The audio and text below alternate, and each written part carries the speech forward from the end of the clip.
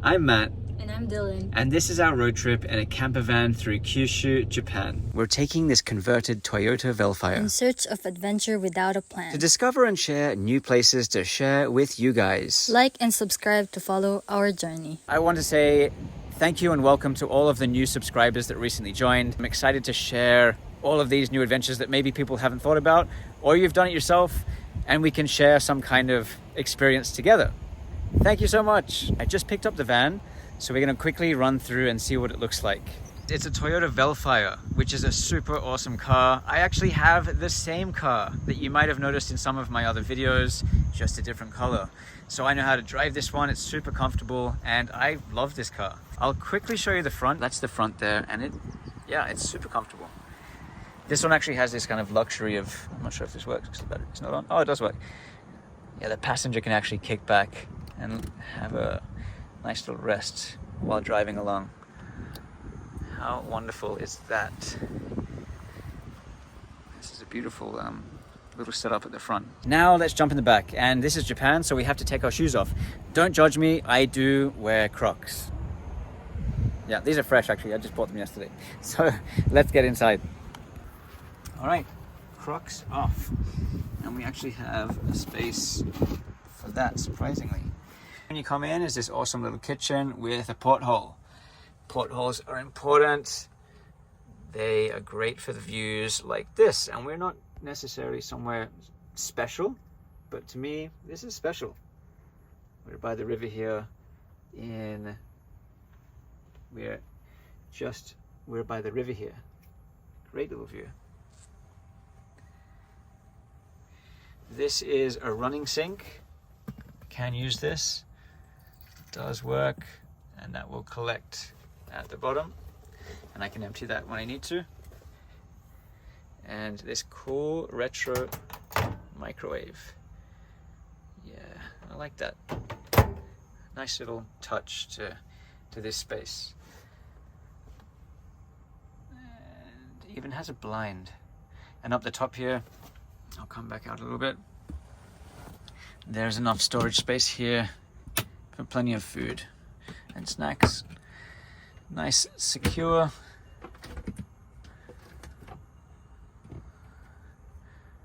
Awesome little space. You probably don't need much more than that, but there is some around.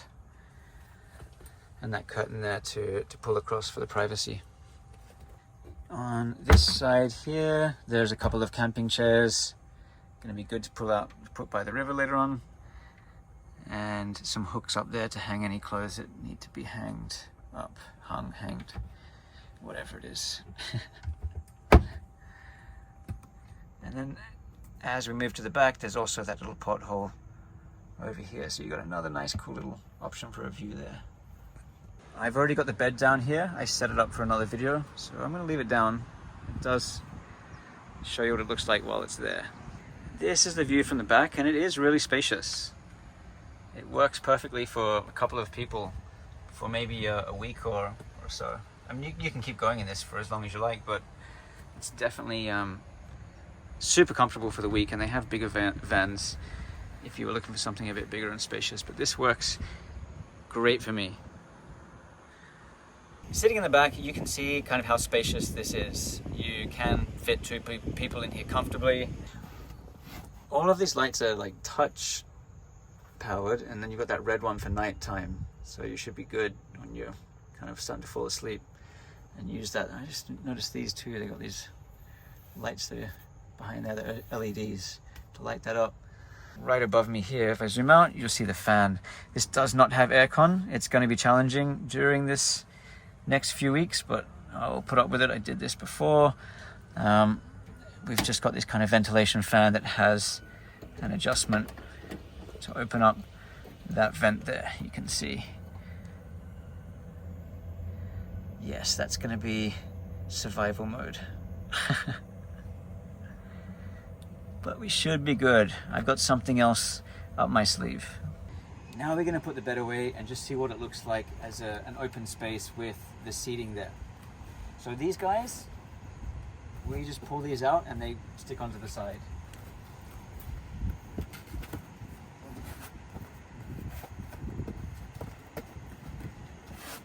these ones on this side here.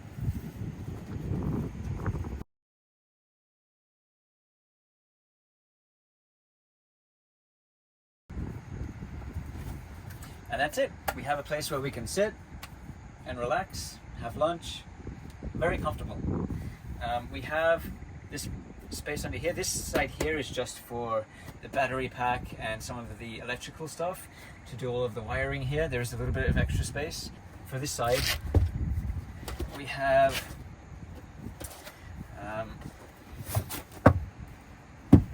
all of the things that we need for cooking while we're out. So I think we're pretty much set up here, even got the stove here. So we don't really need any supplies except for the food that we will be eating. That's the toolbox. Cool. It's good to know where that is too. And then up the front here in this seat, we have the small but helpful, especially now while it is so hot, we have this little refrigerator. Super tiny. It's not going to fit much in there, but it's going to be enough for what we need. I would only be putting meat in there, and I don't really, it would be for cold drinks I guess, but I actually drink warm drinks, so I'm not really worried about that. So anything that needs to be cold, and I can feel that that is cold enough for something like meat. A little bit of extra space in there if we want to put some other storage from food storage in there, but I don't think we'll be needing that because we have these ones up here. Back out of the Crocs. This over here is our control center for all of these beautiful lights. So we have our battery here to say how much we have left, and we've still got 90%, plenty of battery. And then these ones all flick on and off, the cabin lights, spotlight, cabins, it's all lighting and the water pump. What's that one for? The fridge. This one is for, this is for the microwave. There it is. So we have all of the power up here, and that's all stored under this one. Yeah, we have that USB plug in there as well, which is gonna be good, and that 12 volt. And we even have a couple of electric plugs around the corner here. Don't need to see that, but yeah, a couple of regular sockets that are gonna be helpful too. Okay, as I mentioned, it is, of course, summer. This is current, this is now in July 2024. It is hot.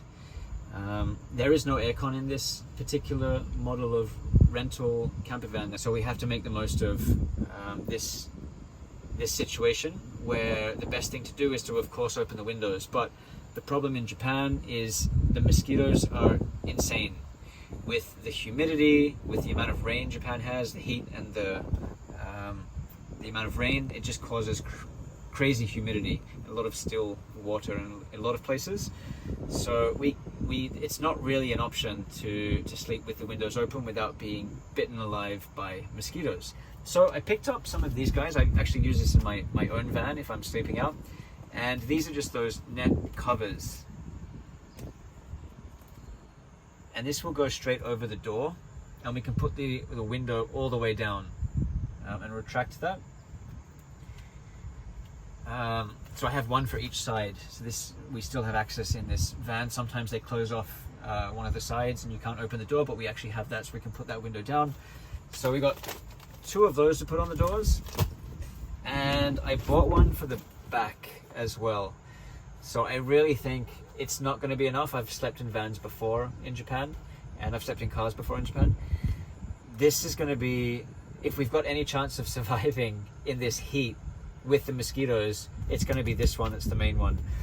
We do need to create some kind of wind flow, and it won't get enough, especially because we have just portholes on the side of this van. We're not going to get that cross ventilation. It's going to be a very still air in here. This one, we're just going to open the back up and drop this down. It will drape down over the door and open that whole space up for us. I had to purchase this. It didn't come with the van. I think it's something that it should come with the van, since it doesn't have air conditioning, and during the summer this place is about 34 degrees roughly during the day. Overnight, which is more important for this stuff, it can be 28, 29 degrees Celsius at nighttime. probably on average 25 degrees, and for me that's still super uncomfortable. So having any chance of a breeze coming through will be the key to getting some sleep and being somewhat comfortable. I also want to say, for those people who do not know, I lived in a van for about 6 months in California, where I was working for a tech company.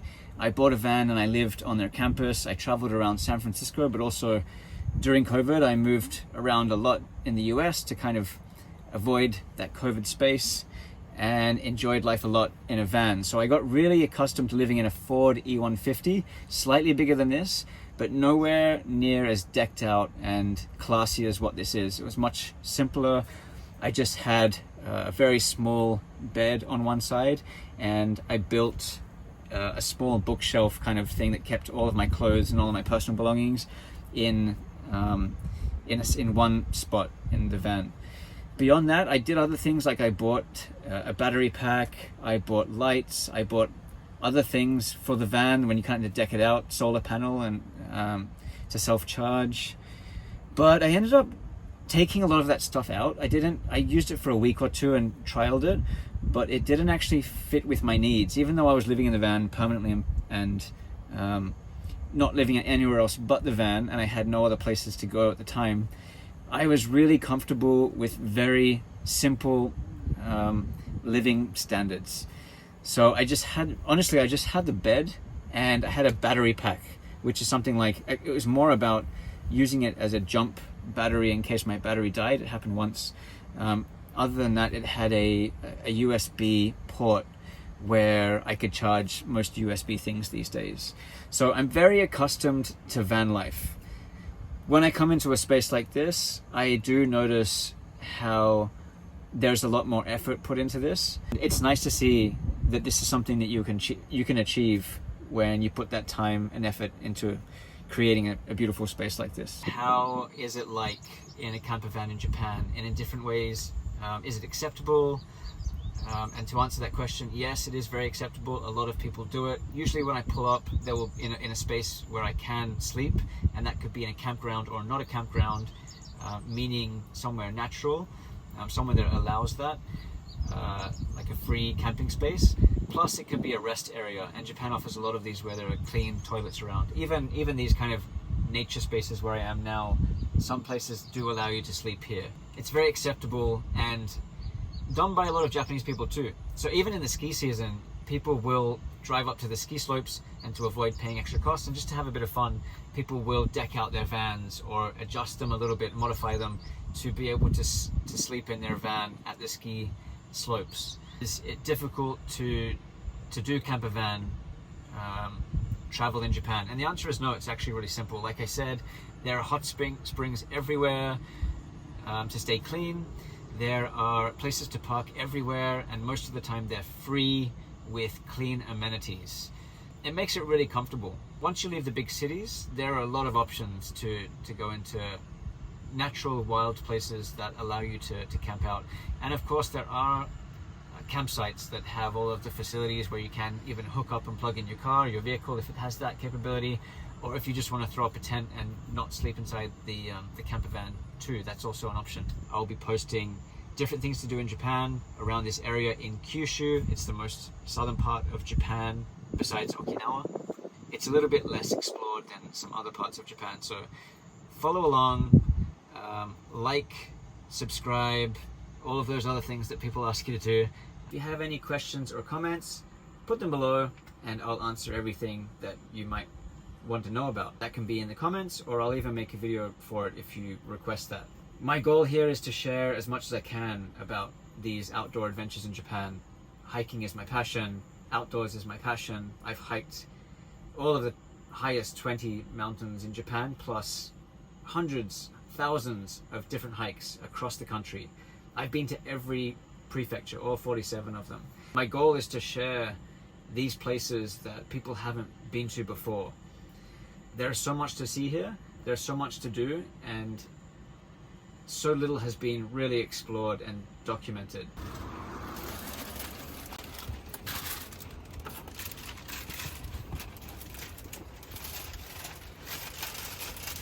This is our first night eating out in the camper van, and we've gone all out and bought the discounted food from the supermarket, and we're sitting in the parking area. I have this discounted Saba, 30% off. It is about 350 yen, roughly $2.50 for this. It's less than $2.50. This massive Saba and rice. All of these 8 nigiri sushi for less than 500 yen. I don't know, $3 USD. Wow, it's just crazy. I've got a couple of other things. This little cheap basic salad, 88 yen. Maybe like 50 cents for this. Like, it's pretty basic, but it's a salad and it counts. And I've got a dressing for that, a goma. What's goma in English? Sesame dressing. And this massive, D is having this massive bento. It's got everything that you want in there for 341 yen. I don't know, it's like $2, $2.50 maximum. And she's going with the Coca-Cola. She's got the feels for it. And I've got this cafe ore. So coffee, milk coffee.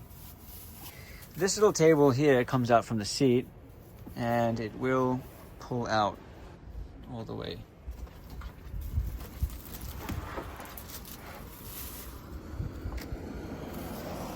So that makes it pretty nice for us. It's a good cantilever. And this is my view. Eon Big. A place where we just got this discounted food. Definitely happy to give them a shout out at this price. And we're making use of these little camping chairs we have. Yeah, how awesome is that? Sitting in this parking lot. Oh, I'm happy with it. Oh yeah. There it is, the little setup we got going on. Pretty basic. It might not look so inviting. It's our first night. We actually arrived here this morning after some delays. I got the flights wrong. I thought we were leaving at 10:30 a.m. Our flight was arriving at 10:30 a.m. So we had to buy another flight. Wasted a bit of money, but it's okay. Try to learn from this. I've done it so many times. Try to learn from this. That's why we end up kind of having to figure out what we're doing for dinner tonight. Not bad considering we're spending, how much less than like $10 US, less than $15 US for everything. 2 people, happiness.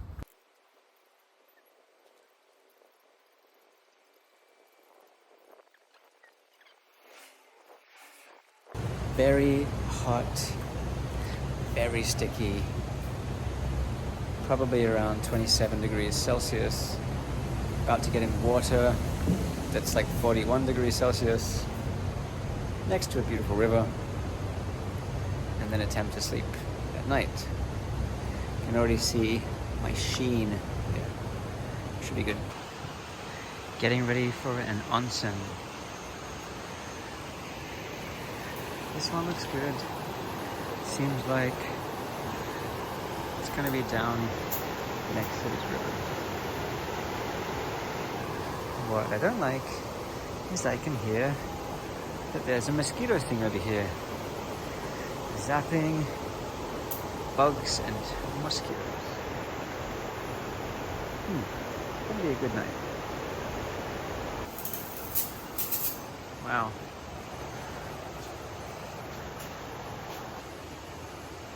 I have a few options here if you want a private. Really nice options. That one's the public one there. 550 yen.